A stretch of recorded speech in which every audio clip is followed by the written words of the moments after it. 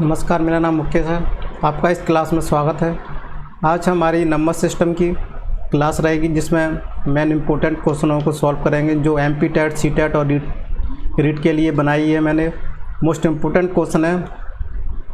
तो चलो स्टार्ट करते हैं। अपना सबसे पहला क्वेश्चन है, पहला वाला क्वेश्चन है, निम्न में से कौन सी संख्या वास्तविक है। कौन सी संख्या वास्तविक है ये अपन को चेक करना है। ये कौन सी संख्या है, ये इमेजिनरी है, इसको काल्पनिक संख्या बोलते हैं। ठीक है, इमेजिनरी है, इसको क्या बोलते हैं, काल्पनिक, इसको काल्पनिक संख्या बोलते हैं। ये भी काल्पनिक संख्या है क्योंकि कोई भी संख्या काल्पनिक संख्या में अगर गुणा करते हैं तो वो भी काल्पनिक संख्या मिलती है। तो ये आंसर तो अपना हो नहीं सकता। कोई भी काल्पनिक संख्या में जोड़ते हैं तो भी क्या मिलती है, काल्पनिक संख्या मिलती है। इसमें आयोटा का मेन रहता है। देखो आयोटा की वैल्यू क्या रहती है, आयोटा स्क्वायर बराबर -1 बोलते हैं और आयोटा बराबर अंडर के -1। ये काल्पनिक संख्या होती है तो ये अपना ऑप्शन नहीं होगा, ये भी अपना नहीं होगा और ये भी नहीं होगा। कौन सा ऑप्शन होगा, सी वाला होगा। क्यों होगा तो अपन चेक करते हैं। देखो इसको क्या कर सकते हैं, -2 गुणा -3 लिख सकते हैं। इसको ऐसे लिखने के बाद अंडर में इसको 3 दूनी 6 लिख सकते हैं ना। कौन सी संख्या वास्तविक संख्या है वो चेक करना है अपन को। तो अंडर 6 हो गई, अंडर 6 आ गई तो ये कौन सी है, रियल नंबर है। क्या है ये, रियल नंबर है। चलो अगले प्रश्न की तरफ चलते हैं। अगला प्रश्न है अपना, निम्न में से कौन सी संख्या काल्पनिक है। देखो इसमें कौन सी संख्या काल्पनिक है वो चेक करनी है। अभी देखो अंडर 3 का इसका वर्गमूल कितना आता है, 3। ये काल्पनिक संख्या नहीं है। ये कौन सी है, रियल नंबर है। ये रियल नंबर, इसको वास्तविक संख्या बोलते हैं। अब यहाँ से देखो इसका वर्गमूल 5, ये भी रियल नंबर है। वैसे भी अंडर के अंदर माइनस के नहीं है, अंडर के अंदर माइनस नहीं है तो ये भी रियल है। 5 इसको ज़रूरत नहीं है कि अपन उसका वर्गमूल वैसे भी कह सकते हैं। अब ये देखो ये 4 गुणा 9, ये भी माइनस के, ये भी माइनस के, 36, ये भी क्या पॉजिटिव आ गई। तो ये भी क्या है, रियल नंबर है। ये भी क्या है, रियल नंबर है। ये भी रियल नंबर है ना। तो अब देखो ये काल्पनिक संख्या है, इसकी क्या माइनस है, ये अंदर माइनस है। तो अपना आंसर कौन सा हो जाएगा, ये वाला। ठीक है ना। अगले प्रश्न की तरफ चलते हैं। अगला प्रश्न है अपना, का मान निम्न में से क्या होगा। देखो इसमें से क्या होगा, पहले इसको सॉल्व करते हैं। -3 -27, इसको लिखने से पहले -3 इसको ऐसे लिख लेते हैं, इसके गुणनखंड कर लेते हैं। माइनस को ऐसे लगा रहने दो, ऐसे लिख सकते हैं इसको दोनों वर्गमूल में इसको ऐसे लिख सकते हैं अपन, -3 इंटू माइनस के ऐसे लिख लो, 3 इंटू इस तरह लिख सकते हैं। अब देखो अब इसको लिखते हैं, माइनस माइनस प्लस हो जाएगा तो अंडर में क्या आ जाएगा, 3 इस तरह 2 के जोड़े बन गए। तो बाहर कौन सा निकल के आएगा इसमें से। तो देखो इसका आंसर कौन सा आएगा, ये देखो इसका वर्गमूल निकालेंगे तो कितना आ जाएगा अपना 9। लेकिन ये अपन किसका था, ये अपने माइनस प्लस क्या आया, ये अपने अंदर में क्या था। तो इसका आंसर क्या हो जाएगा, -9 में आएगा ये। ठीक है ना। क्यों आएगा, इसको प्लस माइनस, वैसे अपन प्लस माइनस कोई भी संख्या है, जैसे वर्गमूल है सपोज करके 25 है, 25 का वर्गमूल अपन क्या लिखते हैं, +-5। अपर को अंदर में ये पता नहीं रहता कि संख्या कौन सी है, माइनस की है या प्लस की है। तो ये प्लस की भी हो सकती है और माइनस की भी हो सकती है ना, क्योंकि जब दो माइनस करेंगे तो प्लस हो जाता है। तो अपना आंसर कौन सा हो जाएगा, ये वाला। तो अपना कौन सा आंसर हो जाएगा, ये वाला हो जाएगा। ठीक है ना।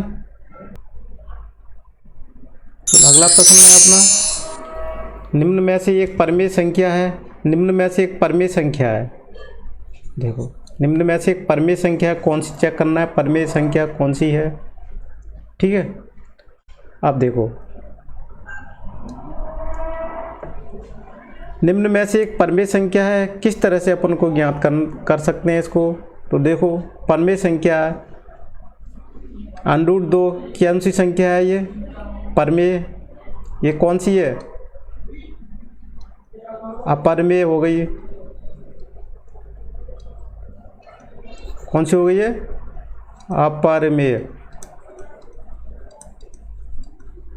यह अपरमेय संख्या हो गई। और ये क्या है, अपरमेय है।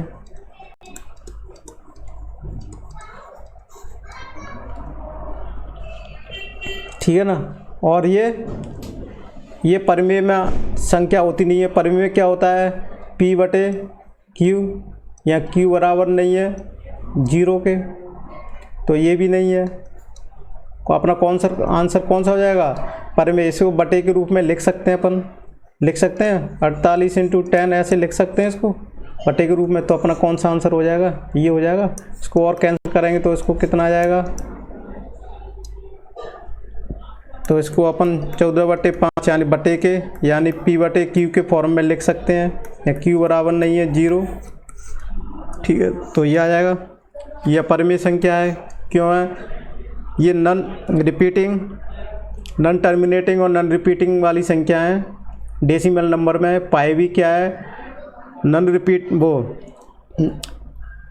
नॉन स्टॉपिंग, नॉन टर्मिनेटिंग, यानी नॉन टर्मिनेटिंग और नॉन रिपीटिंग वाली संख्या है, ये भी है। तो अपना आंसर ये होगा। चलो अगले प्रश्न की तरफ चलते हैं। अगला प्रश्न अपना, निम्न में से कौन एक अपरमेय संख्या है। एक अपरमेय संख्या कौन सी है वो चेक करना है, यानी परमेय संख्या। देखो ये, इसको P/Q के रूप में लिख सकते हैं, ये परमेय है। कौन सी है, परमेय, ये परमेय संख्या। अब इसको देखो, 2 का वर्गमूल कितना, 4 का 2 और 3, तो ये भी क्या हो गई, परमेय संख्या हो गई। अब देखो 81 का वर्गमूल कितना आता है, 9, तो ये कौन सी है, ये इरेशनल नंबर हो गई, अपरमेय। तो अपना कौन सा आंसर हो जाएगा, ये वाला। अगले प्रश्न की तरफ चलते हैं। अगला प्रश्न है अपना, निम्न में से कौन एक संपूर्ण संख्या, परफेक्ट नंबर है।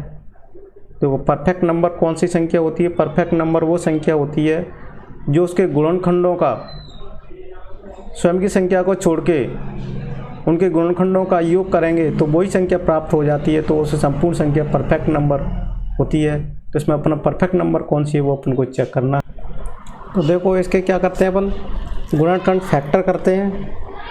तो 14 का ये देखो, संपूर्ण संख्या परफेक्ट के डेफिनेशन क्या होती है, डेफिनेशन वो होती है कोई भी संख्या के अगर गुणनखंड जितने फैक्टर हैं उनको सभी को जोड़ के जितनी संख्या है उतनी आनी चाहिए स्वयं को संख्या को छोड़ के। जैसे अपन एक उदाहरण ले लेते, 6 के गुणनखंड कितने प्राप्त होंगे अपन को, 1 2 3 और 6 स्वयं की संख्या को छोड़ के, यानी इसको स्वयं की संख्या को छोड़ के इनको जोड़ लो, 1 + 2 + 3 = 6।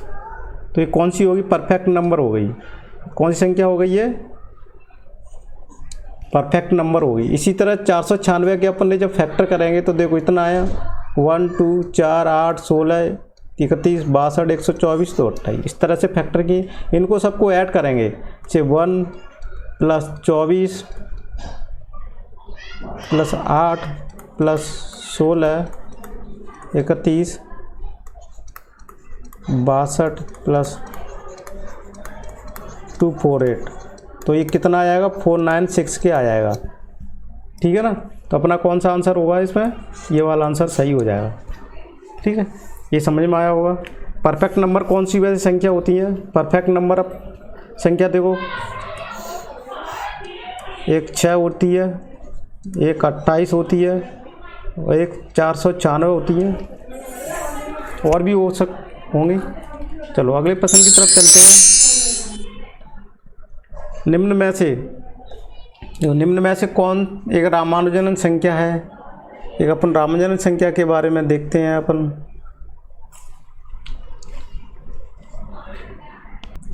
देखो रामानुजन संख्या कौन सी होती है? वह संख्या जिसे दो संख्याओं के घनों के योग के बराबर लिखा जा सकता है। कोई संख्या हो उसको दो भागों में टुकड़े कर लो और दोनों भागों के क्या करना है?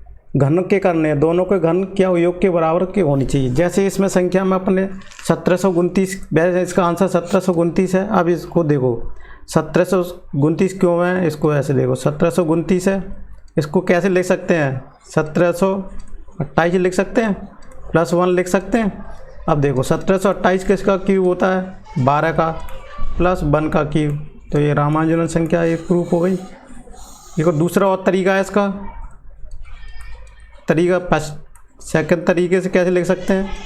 1729 इसको 1000 लिख सकते हैं, 729 लिख सकते हैं, 10 पे क्यूब, 9 को क्यूब लिख सकते हैं। इसको 10 को 1000 और 9 का क्यूब 729 होता है।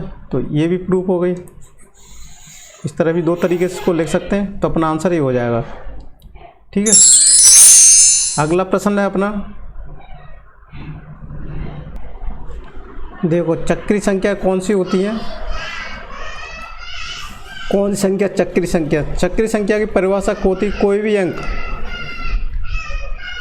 अंक में, जैसे सपोज करके अपने डी ले लिया, कोई भी जिसमें 2 का गुणा किया तो अंक तो वही डिजिट आएंगे लेकिन स्थान परिवर्तन जरूर हो जाएगा। जैसे 14, 28, 57 में 2 का गुणा करेंगे तो देखो 28, 57, 14 आया, यानी क्रम बदल गया, लेकिन अंकों का क्या हो गया? क्रम बदल गया, लेकिन अंक वही रहेंगे, अंक कोई नहीं बढ़ेगा। जैसे इसमें भी 2 है, 2 इसमें भी है, 8 इसमें भी है, 5 इसमें भी है, 7 इसमें भी, 1 इसमें, 1 4 है। ये अंक जो इसमें है वही इसमें रहेंगे, लेकिन स्थान परिवर्तित हो जाएगा। जैसे 1 इस जगह पर तो 1 इस जगह पर आ गया, 4 यहाँ पर, 4 ये लास्ट में आ गया, ये तीसरी पोजीशन पे 2 तो यहाँ पहली पोजीशन पर आ गया। फिर 3 का गुणा करके देखेंगे, ये अपन देख लो, 1 2 से करेंगे, 3 से करेंगे, अगर इसको 4 से भी करके देख लो तो यही संख्या क्या हो जाएगी? अंक यही आएंगे। तो अपने कौन सा आंसर हो जाएगा?